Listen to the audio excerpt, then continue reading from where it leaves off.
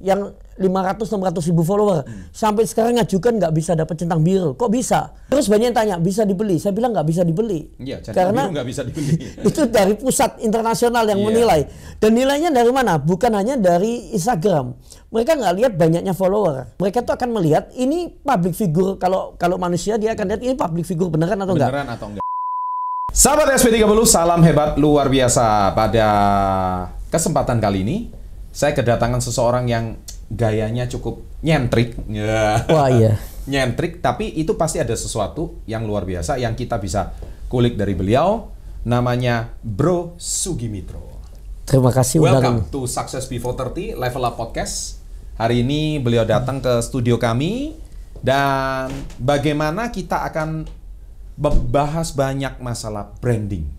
Nah, ala beliau. Nah, kita akan ulas habis. Dan tentunya hari ini kita berada di Hello Life, studio terbaik untuk virtual office, dan berkolaborasi bersama Success Before 30 Level Up Podcast. Kita akan kulik kisah beliau setelah yang satu ini. Welcome to Success Before 30 Level Up Podcast. Bro Sugi. Hai, apa kabar? Apa kabar? Kalau saya dipanggilnya salam hebat luar biasa. Wow, keren-keren. Ada ininya ya, ada apa karakter yang suara yang kalau suaranya teriak nggak sih? Enggak, santai aja. Tapi itu brand loh. Kalau tadi bilang salam hebat luar biasa. Salam ya. hebat luar biasa. Kalau saya dulu salam sukses luar biasa boom, tapi sekarang sudah saya singkat, nggak perlu salam sukses luar biasa langsung boom. Oh langsung boom gitu. Sambil nunjukin boom. Nah, boom. Bro, saya mau nanya, bahasa singkat aja, brand itu apa sih sebetulnya? Jadi brand itu sebetulnya kalau menurut saya, tapi mungkin banyak orang juga berpandangan lain. Nggak masalah. Adalah apa yang diingat orang ketika barang itu atau benda itu atau orang itu atau company itu tidak ada di depannya atau bisa juga di depannya. Jadi gini, yang diingat dan yang dihafal orang. Jadi contoh gini, saya bertemu dengan Bro Chandra hari ini. Saya besok sudah nggak ketemu kan misalnya. Di dalam ingatan saya ini ada rekaman di otak. Bro Chandra tuh tingginya lebih tinggi dari saya, bicaranya kencang, mukanya gagah ya. Jadi kalau misalnya gagah ya, baru tahu kalau posturnya gagah. Ya. Tapi mukanya juga gagah. Jadi ada wibawanya. Maksud saya ada wibawa. Kelihatan pemimpin, kelihatan bisa kalau sama orang tuh dia bisa mengambil alih pembicaraan orang. Nah, itu langsung menurut saya rekaman di otak saya. Jadi terus beliau juga sukses di YouTube. Nah, itu rekaman-rekaman itu akan tersimpan di otak dan itulah brand. Jadi bukan hanya sebuah nama. Bukan hanya sebuah nama. Bukan. Jadi itu banyak hal termasuk tampilan, termasuk intonasi suara, termasuk mungkin ya nanti kalau misalnya melakukan kebaikan ke saya itu adalah brand yang di dalam otak saya tentang siapa Bro Chandra. Dan jadi kesan pertama itu termasuk masuk dalam kategori brand. Bisa jadi gini, kesan pertama itu adalah personal branding yang dibangun. Kalau personal branding itu kan berarti membangun personal brand. Iya. Iya, yang figur seseorang. Iya, itu kesan pertama itu adalah yang pertama ditangkap. Tapi semakin mengenal, dia akan mengenal lebih dekat brand ini sebenarnya siapa sih. Karena di kesan pertama kadang bisa salah. Oke. Semakin lama ya seperti orang pacaran, dia akan lebih kenal lebih jauh, lebih jauh. Nah seperti itu. Oke. Kalau bicara soal brand dalam arti yang lebih luas kan gini. Kita tahu, nanti saya ada pertanyaan lebih spesifik. Iya. Kita mulai dulu dari istilah brand. Karena sekarang di Indonesia ini, kalau orang nyebut brand itu pasti merek gitu. Iya. Brand itu merek nggak sih? Merek itu salah satu bagian penamaan. Salah satu bagian dari brand? Iya, karena... Contoh yang paling singkat gimana? Contoh gini, Aqua, itu merek kan? Merek. Ini boleh nyebut Aqua? Nggak masalah. Oh ya, Aquanya bayar nih. It's okay. Aqua, merek kan? Tapi akhirnya menjadi sebuah brand. Akhirnya banyak minuman yang dibilang Aqua padahal bukan Aqua. Yes. Karena apa? Brandnya dia jauh lebih kuat daripada brand-brand minuman lain. Oke. Iya. Nah itu namanya merek ya. Iya. Jadi supaya merek atau brand itu dikenal masyarakat luas dengan cara yang paling sederhana menurut Bro Sugi itu gimana?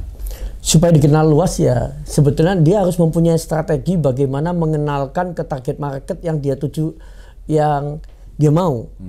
Jadi kan tadi supaya dikenal masyarakat luas. Betul. Kalau kita ini mengenalkan brand ke market yang tidak ditarget dia dan memang nggak cocok pakai brand itu ke suatu produk ya akan susah untuk menyebar. Beda dengan kalau dikenal ke masyarakat luas itu bisa menyebar kalau kita tuh target marketnya sudah benar, kita tembak ke mereka dan mereka senang kan pakai atau mereka cocok dengan ini, dia akan menyebarkan ke teman-temannya.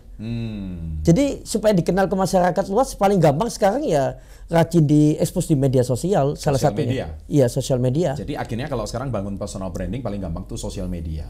Iya. Nah, sekarang masalahnya adalah banyak pemula mereka tuh pengen dikenal karena sosial media itu kan istilahnya advertising paling murah lah zaman sekarang ya. Tapi pengen di-share, tapi mereka tuh bingung. Nah, menurut Bro, cara paling gampang bangun branding yang paling sederhana supaya diingat orang itu gimana gitu? Dia harus ngikut orang lain atau gimana? Atau menurut Bro gimana? Jadi gini, banyak kesalahan orang ketika dia membangun personal branding, dia belum menemukan jati dirinya. Nah, jati diri. Nah, karena apa? Kalau kita perhatikan, sekarang jadi artis itu nggak sulit. Yang penting dia punya diferensiasi dengan orang lain. Dia gampang dikenal, nggak harus cantik, nggak harus ganteng. Nggak harus cantik dan ganteng. Di TikTok banyak artis yang sebetulnya kayak ibu-ibu aja sudah terkenal. Followernya banyak, dapat endorse banyak. Kenapa? Padahal kita lihat sosok ibu ini mainkan jadi artis saja nggak bisa. Bicara mungkin nggak bagus, tapi goyangannya memukau semua orang. Jadi sebetulnya temukan jati dirinya kita ini kemana. Kemudian ketika memainkan media sosial kita memainkan dengan sesuatu yang benar-benar kita tidak terpaksa, kita enjoy dan orang menikmati. Nah, kalau bisa seperti itu media sosial akan bergerak dengan cepat dan orang menikmati benar karakternya dia apa. Tapi ada beberapa orang yang jago memainkan orang lain. Maksud saya itu gini, ada beberapa orang yang bisa memainkan dua kepribadian. Di kehidupan sehari-hari dengan media sosial yang dia bangun itu beda. Beda. Itu berat. Contoh kita bilang teman sahabat kita Vicky Prasetyo. Kalau kenal orang aslinya, orangnya pintar sekali, jenius. Tapi kalau di depan kamera begitu layar kameranya lah, dia bisa tahu-tahu menjadi orang yang salah bicara, bicaranya kacau. Saya pernah tanya ke Bro Vicky ya, bro hebat banget kamu. Iya bro, kamu brother lihat aja di generasi artis zaman saya berapa banyak yang tampil waktu itu. Banyak yang wajahnya ganteng, saya mungkin paling nggak ganteng kata dia. Tapi coba, saya memilih peran sebagai joker, sedangkan yang lain memainkan peran sebagai orang ganteng. Yang bertahan yang mana? Yang jadi joker kan? Karena apa? Lain dari yang lain, berani tampil gila. Nah ini salah satu membangun personal branding yang cukup butuh keberanian dan dia mungkin di kehidupan kesehariannya akan mendapat banyak banyak bulian, cacian, tapi bisa membalikkan. Banyak sih teman-teman yang saya lihat jago dimainkan dua peran seperti Dennis Cadel itu juga jago. Karena Dennis pernah cerita ke saya, sebetulnya itu keberuntungannya aja nggak sengaja. Dia hanya mengatakan yang waktu itu yang sempat viral. Mevah itu. Mevah, kalau Mevah di mall gitu kan. Itu candaan untuk temannya, ternyata viral. Dia melihat gila yang bully banyak ya. Saya teruskan, saya tambah terkenal. Dia ajar terus sama dia. Padahal dia orangnya baik, sosial, suka tolong orang. Orang yang berani ngambil risiko untuk dibully atau dicaci maki oleh masyarakat, itu kan sudah melekat tuh brand. Iya. Nah brand ini kan ada yang positif, ada yang negatif. Istilahnya kalau uang Surabaya ngomong itu ono lakon, ono bajingan. Yes. Nah, tapi dia memainkan peran bajingan ini, negatif peran. Apakah itu berpengaruh juga sama kalau dia cuma cari viral, memang dia melakukan seperti itu? Impactnya seperti apa gitu? Gini, kalau yang sudah tahapnya sudah master ya, saya bilang tuh kayak si Vicky itu sudah seperti Joker ya. Kalau si Dennis itu seperti Harley Quinn ya kalau kita bilang. Nah, mereka tuh master. Jadi para penghujatnya, para pembulinya lama-lama jadi fun semua. Karena apa? Mereka menikmati dan mereka sadar, oh ini adalah permainan watak. Dan mereka merasa ini adalah drama yang real, yang lucu menurut mereka. Nah, akhirnya kebanyakan para pembuli itu jadi fans fanatik malah yang pembela. Karena mereka sadar. Dan kenapa? Karena kita lihat ya, Bro Vicky aja sekarang sudah mainnya nggak semua jadi bego-begoan. Dia sudah mulai kelihatan yang sisi beberapa peran dia sudah pintar. Cara ngomongnya udah nggak salah-salah lagi. Iya, kan? Dia sebenarnya yang statusisasi apa itu ya zaman dulu. Enggak, dia mulai memainkan beberapa peran. Jadi orang akhirnya melihat oh ini pemeran yang hebat di media dunia entertain, dia bisa jadi apa, bisa jadi orang ini jadi banyak penyuka wanita. Nah, tapi Dennis juga sama. Dia kadang-kadang juga kelihatan dia yang sebenarnya sesungguhnya, tapi di bagian lain dia juga kelihatan dia yang tetap di media sosial dia tetap tampil gila. Tapi ketika di podcast keluar aslinya sekarang. Nah, podcast ini banyak menunjukkan keaslian watak aslinya. Watak asli seseorang. Karena mereka akhirnya cerita kenapa mereka begitu, mengapa mereka begini. Nah, bicara soal karakter atau menemukan jati diri. Kan setiap orang ini masih bingung jati dirinya itu siapa. Iya. Nah, apalagi sekarang dengan adanya media sosial kayak TikTok lah, YouTube, Iya. itu membuat seseorang itu memungkinkan untuk, kalau zaman dulu itu kan harus audisi dulu lah. Kalau misalkan Anda mau tampil sebagai seorang artis terkenal. Iya. Tapi sekarang kalau YouTube ada tiba-tiba boom, ya people's like you, dan akhirnya Anda bisa menjadi viral gitu loh. Nah, pertanyaan saya, bagaimana dengan brand yang sudah terlanjur melekat negatif? Gini, jangan takut dengan kalau kita pernah terkena kasus negatif atau image negatif sebelumnya ya. Satu yang kita harus tahu, market kita kalau di Indonesia itu pemaaf. Oh, marketnya pemaaf. Catat guys ya. Ini coba lihat ya, berapa banyak orang yang pernah melakukan keburukan di masa lampau. Sekarang pun tetap artis itu diterima dan tetap naik. Karena apa? Jangan takut pernah berbuat salah, itu proses. Tapi ketika setelah melakukan kesalahan, lakukan kebaikan yang lebih banyak dan diingat orang. Karena akhirnya brand yang dulunya jelek itu lama-lama tertumpuk dengan yang bagus dan orang ingat yang bagus, brandnya berubah. Branding personal brandingnya dia naik, malah akan jadi sebuah inspirasi. Orang yang pernah jatuh, orang yang pernah gagal pun bisa sukses dan semakin banyak fansnya. Jangan salah. Justru kalau dia setelah jatuh dia nggak bangkit, itu yang menjadi sesuatu kerugian dia sendiri. Tapi kalau membalikkan, contoh ya, nggak usah bilang gitu. Mungkin ada seperti pemuka agama, nggak tahu pastor atau ustadz yang dulunya hidupnya juga kelam ya. Tapi mereka sekarang justru banyak pengikutnya. Karena apa? Mereka tidak menutupin kekelaman mereka. Tapi mereka menyatakan dan memperlihatkan, saya ini manusia biasa yang bisa jatuh. Tapi sekarang saya kan bukan orang yang seperti itu. Oke. Nah, itu Indonesia itu memaafkan. ada risetnya kalau Indonesia ini memaafkan. Saya nggak perlu lihat riset, tapi melihat apa kejadian yang sehari-hari ini terjadi, riset pun bisa salah. Memaafkan atau lebih tepatnya karena terlalu banyaknya drama sehingga mereka akhirnya cenderung lupa. Bukan lupa ya, kalau namanya apalagi sekarang jejak digital itu nggak bisa dilupakan. Yang ada adalah masyarakat akan melihat sekarang ini seperti apa. Dan yang terakhir yang terbranding seperti apa. Terbranding kan berarti, branding itu kan proses membrand. Kalau brand itu kan brandnya, proses membranding. Nah, tergantung tadi yang sudah melakukan kesalahan, bagaimana proses dia berbuat kebaikan sebanyak mungkin untuk menutupin yang berita-berita lama itu. Iya. Banyak lah, di dunia politik juga banyak yang pernah gagal ya tetap naik lagi. Betul.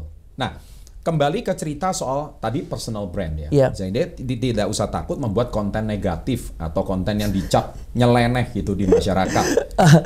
Saya bukan bilang tidak usah takut, tapi itu kan apa ya, hati masing-masing. Saran saya sih ya jangan bikin langsung negatif, itu berat loh. Kalau nggak bisa naik ya tambah hancur, ya kan. Kalau kita punya nyali seperti itu ya silakan. Tapi berat sekali, perjuangannya berat. Kalau kita bilang aja, ini kalau bilang ya, dulu ya artis-artis di Hong Kong, juga dulu kalau untuk masuk jalur dia jadi artis top Hong Kong, dia harus masuk ke jalur film porno dulu. Iya, betul. Dulu kan seperti itu. Iya, seperti jadi, itu. tapi setelah dia sudah nggak main film porno, dia jadi terkenal sekali. Sangat terkenal. Ketika banyak kan dia terkenal, orang akhirnya search ke film-film lama. Iya, sebenarnya sama. Dari dulu juga seperti itu. Karena jejak digitalnya itu ada. Jadi juga semua orang tuh siap untuk melakukan itu. Tidak semua orang siap. Jadi saya nggak menyarankan, kalau kita bisa melakukan yang terbaik adalah bangunlah personal branding dengan apa hobimu. Tinggal apa hobi dan tujuannya, gitu aja, simple. Tujuannya apa? Membangun media sosial. Misalnya saya mau jadi pedagang kuliner sukses.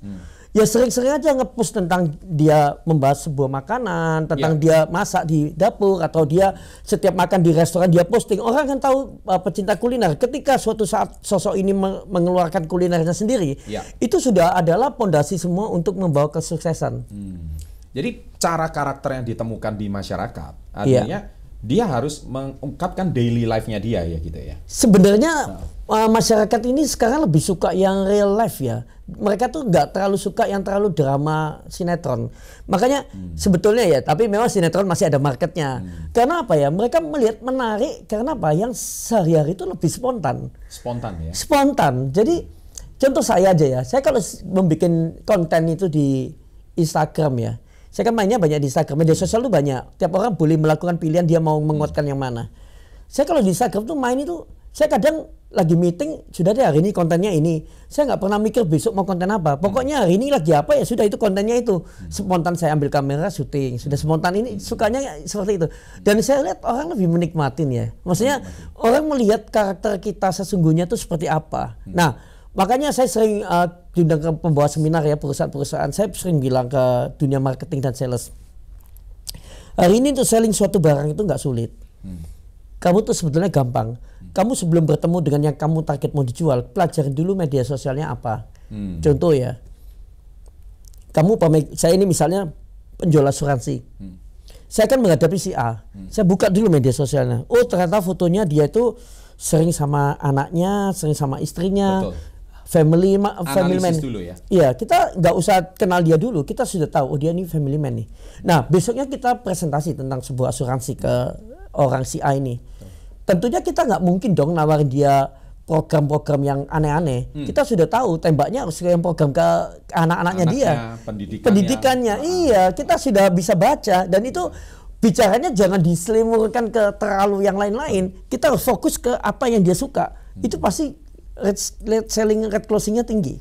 Apalagi zaman sekarang di sosial media kebuka. Dia itu kira-kira seperti apa? Yes. Karena dia udah mencerminkan dirinya seperti apa. Iya. Dan itu menjadi data yang akan kita collect dan kita jual sesuai dengan kebutuhannya gitu. Benar sekali. Nah ini yang nggak semua orang paham. Tapi ya kembali, kadang mereka juga bingung ya. Saya ini banyak diundang pembawa seminar di perusahaan-perusahaan.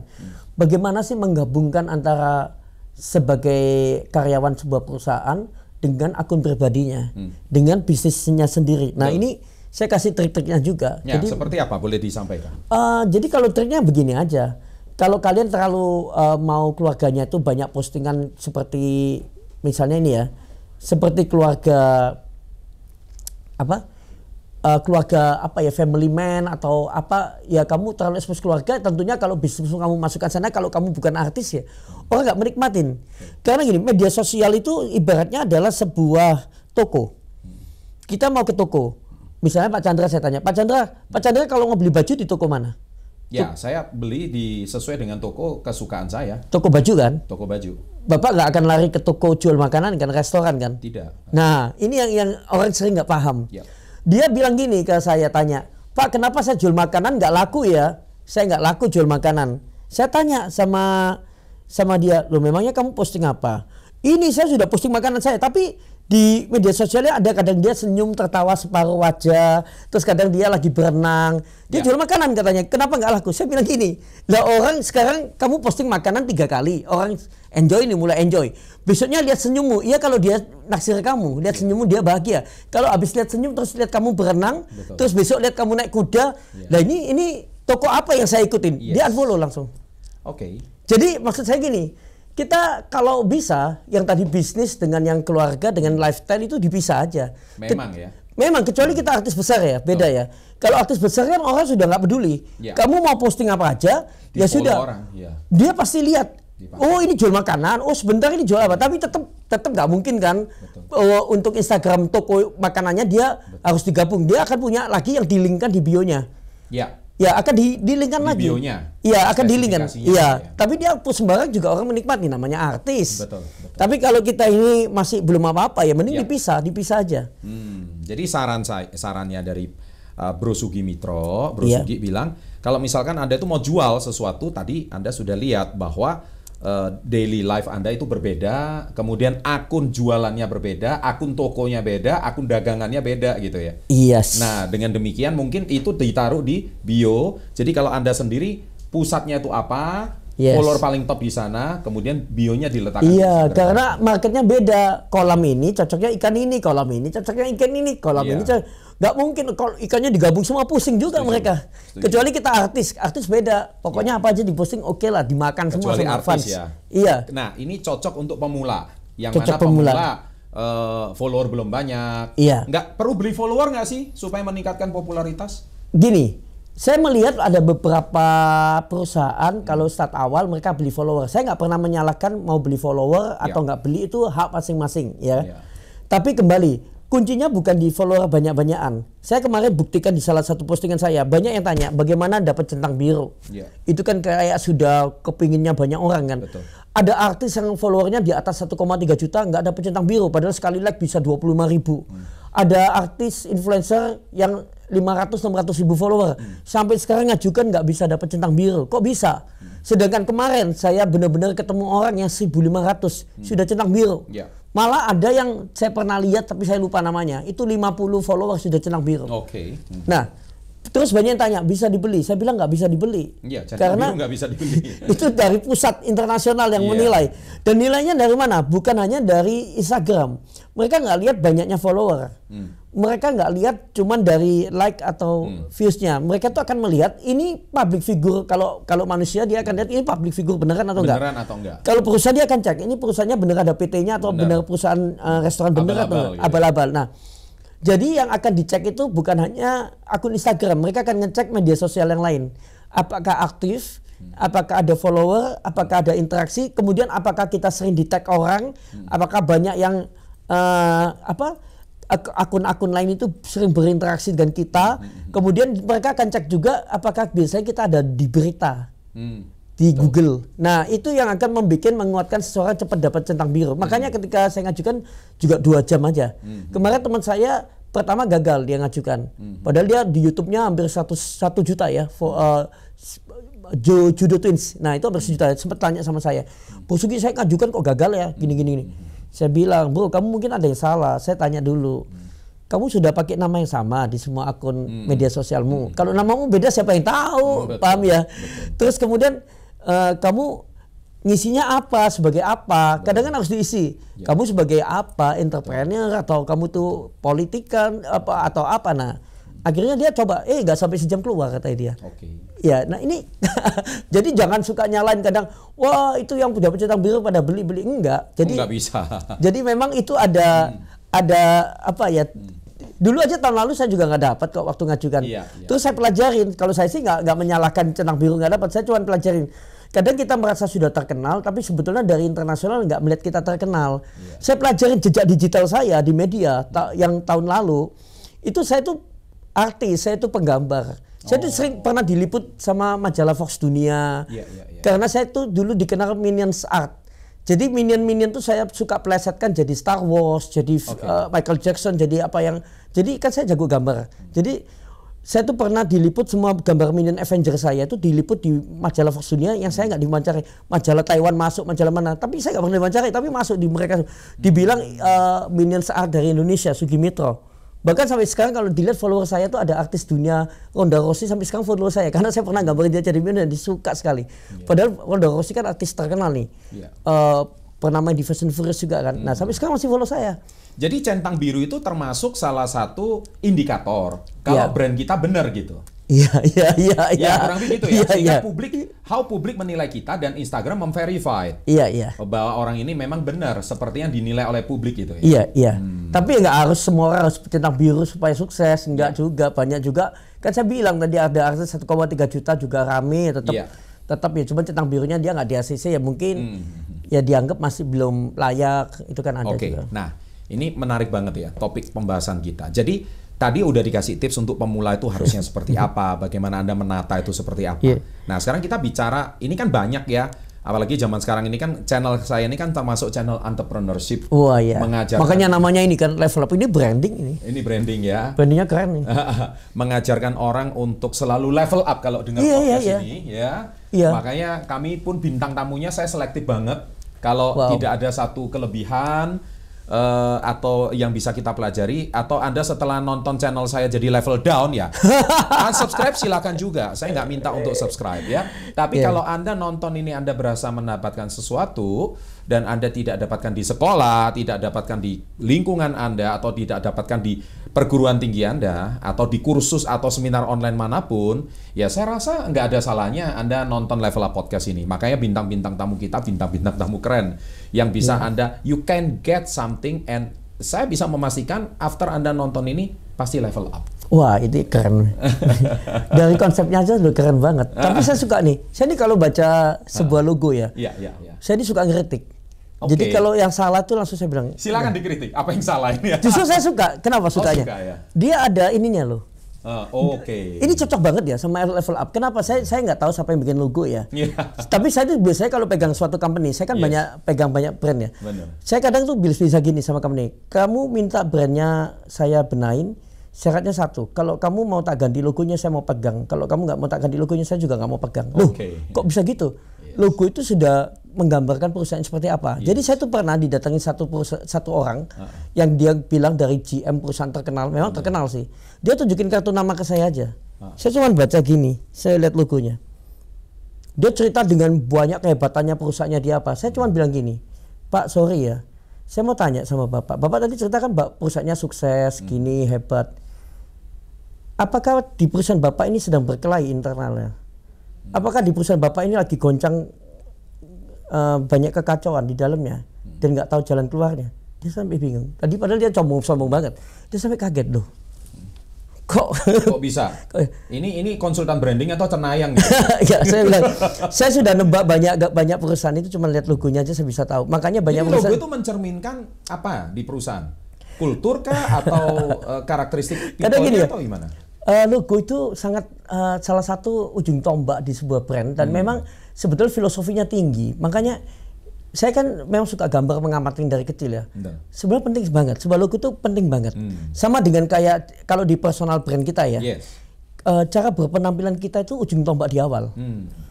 Bapak ketemu orang, misalnya Bapak bilang Bapak desainer. Biar Bapak mau jual mahal sekalipun, terus Bapak dandannya nggak kayak desainer. Orang akan ragu. Saya dari dulu dandannya nyentrik, mungkin orang bilang. Iya. Orang ketemu saya nggak usah bilang saya desainer, orang lihat ini sudah pasti orang gila. Ya, ini desainer. Dan saya buka harga mahal, mereka juga nggak kaget. Dan mereka condong mau bayar. Kenapa? Dilihat wajar, karena orangnya seniman kelihatan bisa desain. Nah, kadang orang lupa penampilan di awal itu ya sama logo juga sama. Nah, kalau baca ini, saya sukanya ini lambang U-nya yang dipilih untuk ada panahnya. Kenapa? Ini menunjukkan bahwa dari YouTube ini banyak orang yang sudah mau down, mau jatuh diangkat naik. Dia jadi semangat. Itu karakteristik channel kita memang. Iya, makanya saya kan bilang kalau ini logonya tadi kebalik, saya akan bilang ini logonya nggak salah kalau P-nya panahnya di sini.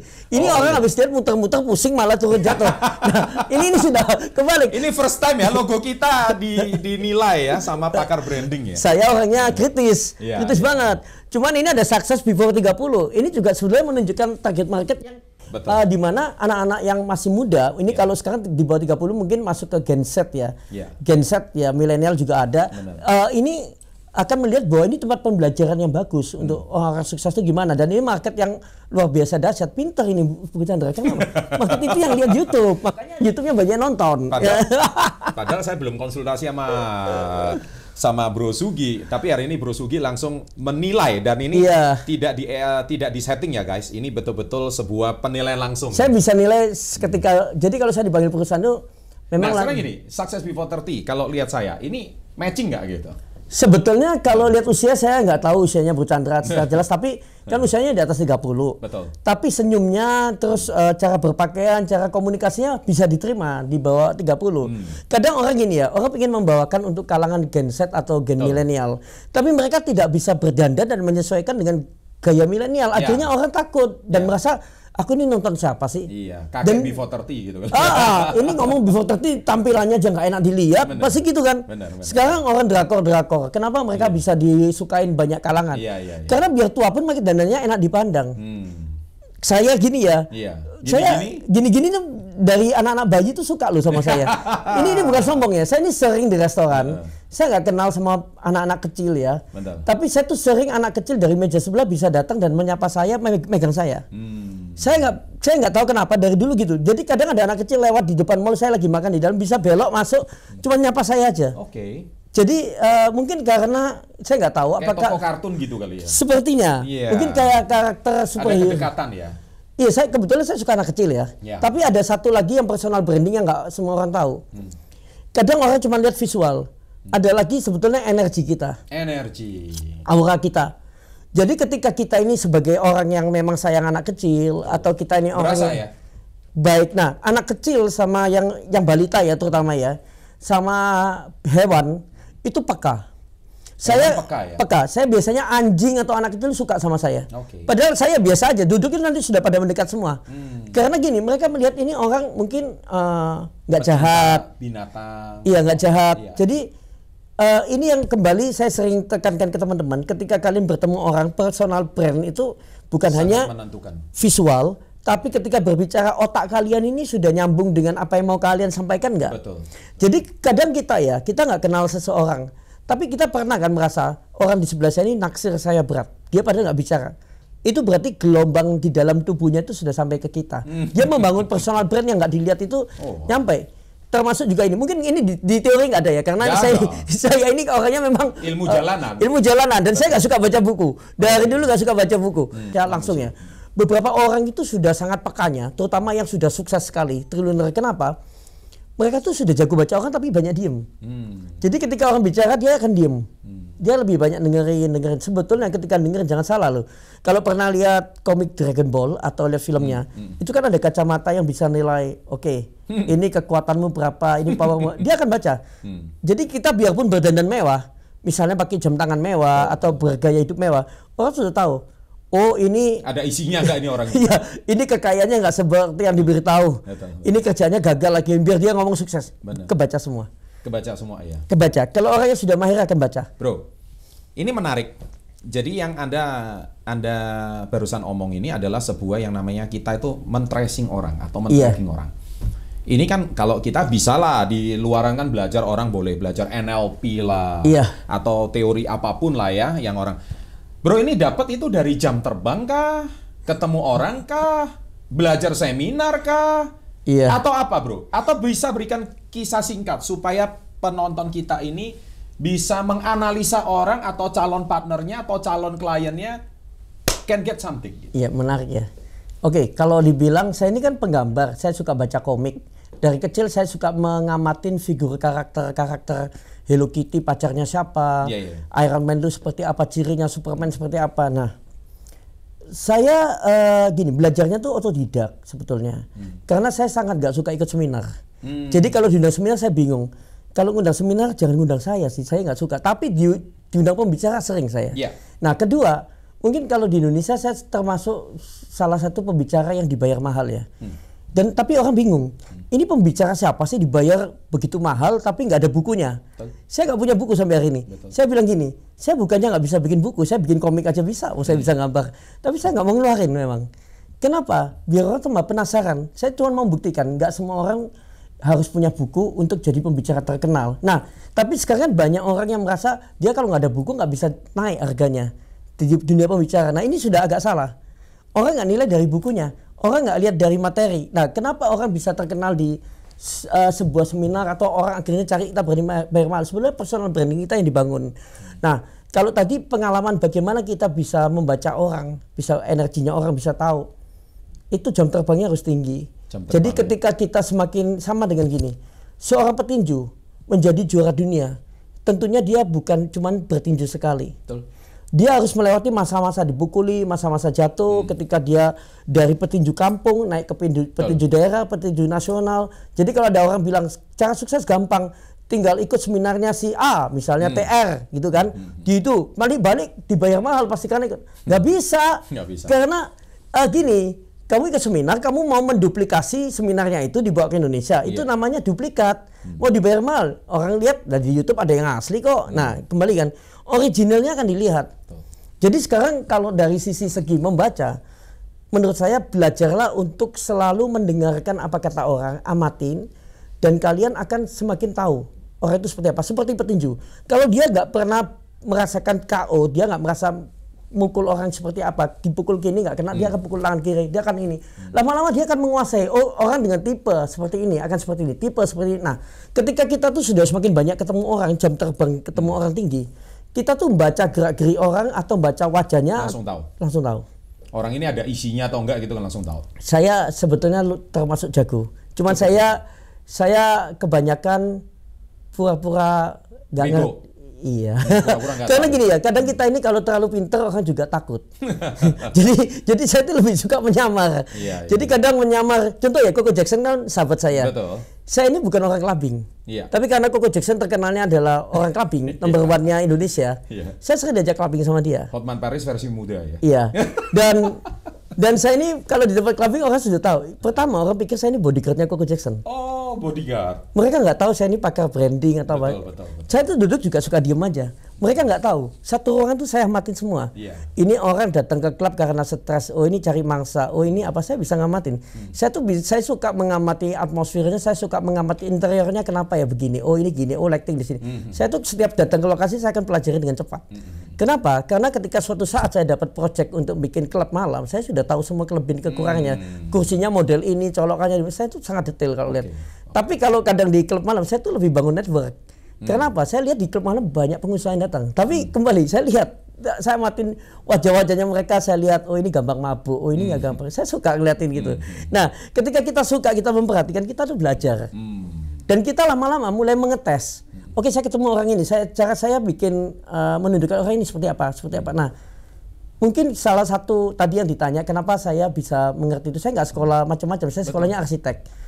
Kemudian saya dulunya desainer kan, terus saya mulai buka perusahaan sendiri. Kemudian saya dulu I.O. juga, saya dikenal branding. Akhirnya saya jam terbang tinggi kan, ketemu banyak orang. Dan saya melihat, saya belajar, oh cara ini. Nah sekarang orang bingung, Sugi kamu ini kok bisa jangkau semua kalangan ya?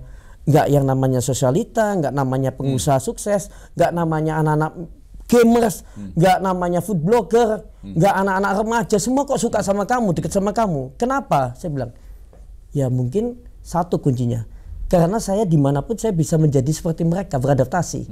Saya bukan sesosok yang mau mengguruin. Mungkin saya di hadapan anak-anak kecil saya bisa jadi teman mereka, bisa jadi sahabat mereka. Betul. Saya di kalangan gamer saya bisa menjadi sosok yang menyenangkan mereka. Betul. Saya nggak menggurui atau merasa hebat di bidang saya. Betul. Saya di kalangan pengusaha juga diajak bicara nggak kalah sama mereka. Betul. Karena wawasan klien saya sudah beratus-ratus, beberapa sudah triliuner papan atas, dan kebanyakan saya kan selalu bicara itu sebagai penasehatnya owner, bukan kelas GM lagi. Kebanyakan yang dengan saya itu ownernya semua. Betul. Sekarang owner itu menceritakan rahasia suksesnya dari perjuangan mereka nggak punya duit sampai sukses.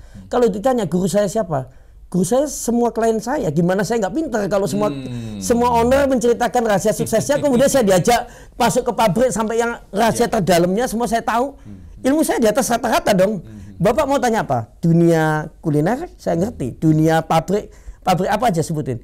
Pabrik minuman saya tahu, pabrik kayu saya tahu, pabrik film saya masuk, pabrik helm tahu, pabrik speaker tahu.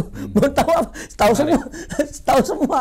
Cuma saya nggak boleh kelihatanin semua. Saya cuman tertawa doang. Guys, jadi memang Bro Sugi ini unik ya kalau menurut saya, karena selama ini kita tahu kalau mau sukses baca buku orang sukses, ikuti seminarnya orang sukses. Kalau ini langsung berteman sama orang sukses.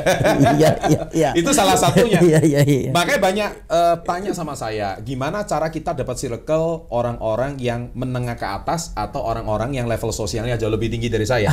Jadi bagus. Saya selalu bilang how to networking with upper class people. Tolong dibagi dong tipsnya. Bagus. Oke. Saya dulu memulai dengan nggak punya apa-apa. Teman-teman jangan salah.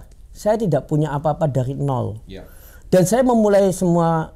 Kenapa saya dapat kepercayaan, dapat teman sampai di kalangan-kalangan yang berduit pun, sampai perusahaan besar percaya, dari cara bicaranya kita, dari hati kita. Ketika ketemu orang yang di atas kita, janganlah kita jadi orang minder. Kita tidak ngambil duit mereka. Dan ketika kita menawarkan jasa atau kita menawarkan suatu produk, kita nggak usah merasa kita rendah hati atau bukan rendah hati harus rendah diri. Karena itu malah akan jelek. Jadi contohnya gini. Saya waktu itu kan sempat menjalankan nggak boleh ngomong ya sebetulnya. Pokoknya saya ada menjalankan perusahaan aplikasi. Banyak orang yang tanya, wih perusahaan aplikasi. Sempat ditanya, leadernya itu pakai mobil apa? Tim saya tanya dari luar kota.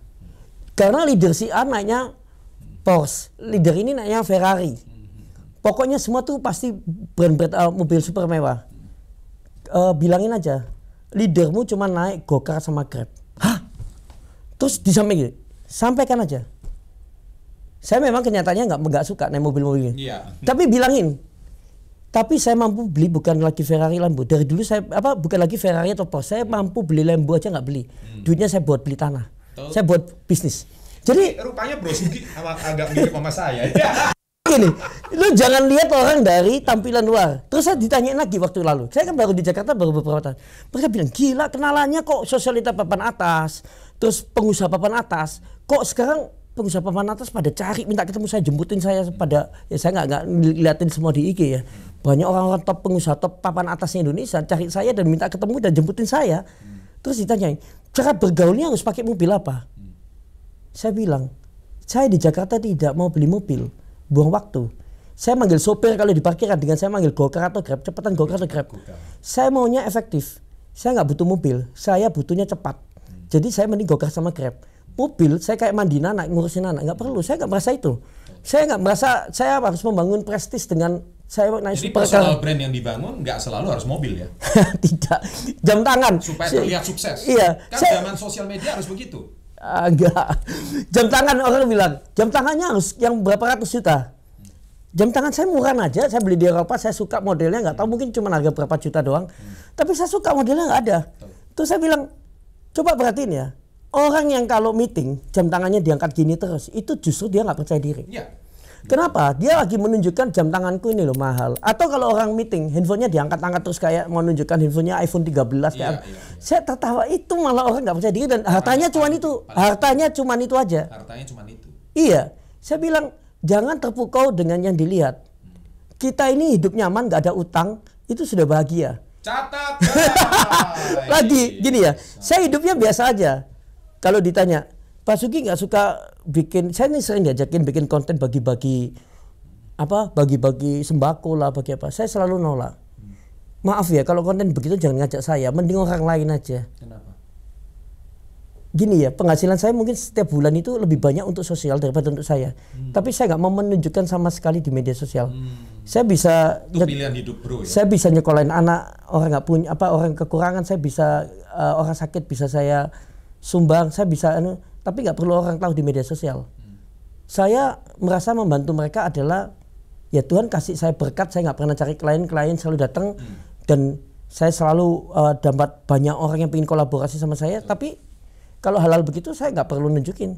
Saya malah kalau bisa ya orang lain aja nggak ada masalah. Tapi buat saya alangkah baiknya ya kita memberi tanpa perlu orang tahu. Nah jadi itu pilihan ya. Iya, kalau saya mau nggak semua orang kayak Bro Sugi ya. Iya, kalau pilihannya Bro kayak gitu ya. Pilihan saya pakai baju sederhana, nggak perlu mahal, tapi saya gitu ya. iya, tapi gaya saya lebih suka saya biasa aja, tapi saya bisa membuat bahagia banyak orang tanpa perlu orang tahu. Tapi orang-orang yang saya bikin bahagia juga merasa oh Tuhan sayang sama mereka, itu lebih penting buat saya. Jadi apa yang tadi disampaikan Bro Sugi ini adalah sudah mencerminkan personal brandnya beliau.